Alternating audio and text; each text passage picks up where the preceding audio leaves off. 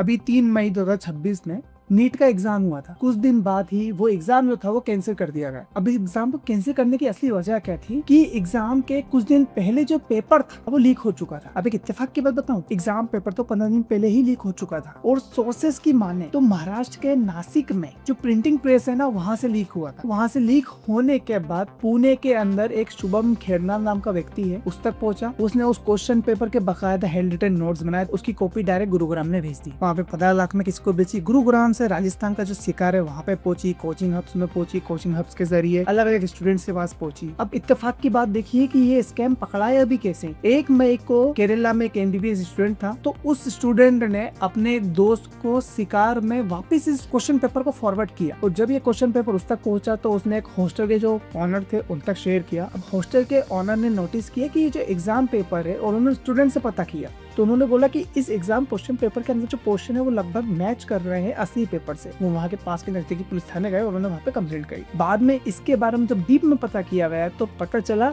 कि ये जो एग्जाम पेपर है ना, अब जब पुलिस ने इन दोनों पेपर को कंपेयर करा तो उनके सामने पता है क्या आया। इस वेबसाइट के अंदर आपको क्लियरली समझ में जाएगा कि 720 मार्क्स में से 600 मार्क्स आना पक्के थे अगर कोई स्टूडेंट इन क्वेश्चंस के बलबूते पर अगर आंसर दे देता तो। कि ये जो कहानी थी ये CBI तक पहुंच गई। CBI ने पूरी छानबीन करना शुरू कर दी। छानबीन से पता चला इस केस के अंदर बहुत सारे लोग जुड़े हुए हैं और इसी के अंदर 21 बैंक अकाउंट को फ्रीज कर दिया गया है। बहुत सारे जो मेडिकल स्टूडेंट्स हैं वो भी इस पेपर लीक के अंदर जुड़े हुए हैं। अब यहाँ पे एक बात समझ में नहीं आती कि ये जो एग्जाम पेपर होता है ये हर साल लीक कैसे हो जाता है। 2026 में हुआ, 2025 में हुआ, लीक कहीं से भी हो, लेकिन इसमें पिस्ता कौन है? इसमें पिस्ता वो व्यक्ति है जो रात भर दिन भर जग के मेहनत कर रहा है। आपके लिए, मेरे लिए 100-500 रुपए बहुत छोटी रकम होती है, 1000 रुपए बहुत छोटी रकम होती है, पर बहुत से वो लोग जो एक दिन का खाना अफोर्ड नहीं कर सकते वो इस सपने को देखते हैं कि वो नीट का एग्जाम देकर डॉक्टर बनेंगे और इस होप के साथ वो लोग ऐसे एग्जाम्स देते हैं और आखिरी में जाके हमारे देश के अंदर यही चीज होती है कि एक एग्जाम कैसे ही कर दिया जाता है और उसके ऊपर किसी को भी रीइंबर्समेंट कभी नहीं मिलता। वो पैसा पूरी तरह से डूब गया। बहुत सारे लोगों की नजर में तो ये सिर्फ एक एग्जाम ही तो है जो कैंसिल हुआ है। उन लोगों से मैं सिर्फ एक ही चीज कहना चाहूंगा कि आपके घर में किसी को भी चोट लगती है, किसी के हाथ में टूटते, किसी का ऑपरेशन होता है, किसी को इलाज की जरूरत होती है, तो उस वक्त आपका कोई मोदी या गांधी नहीं आए। उस वक्त आता है तो सिर्फ एक डॉक्टर जिसे आप उस वक्त भगवान समझते हो। वो भगवान समान डॉक्टर ऐसे एग्जाम देने के बाद, ऐसे टफ कंपटीशन को फेस करने के बाद, 5-6 साल अपनी घिसने के बाद, पढ़ाई करने के बाद जाकर जब उसकी शादी की उम्र होती है उस उम्र में अपना करियर स्टार्ट करता है, वो डॉक्टर होता है। वो दिन दूर नहीं है जब अगर ऐसी ही कंडीशन होती रही तो लगभग लोग जो है वो देश के बाहर जाकर अपने टैलेंट के बेसिस पे अपनी अर्निंग करेंगे। जो भी आपका जवाब हो कमेंट बॉक्स में जरूर लिखिएगा। जय श्री राम।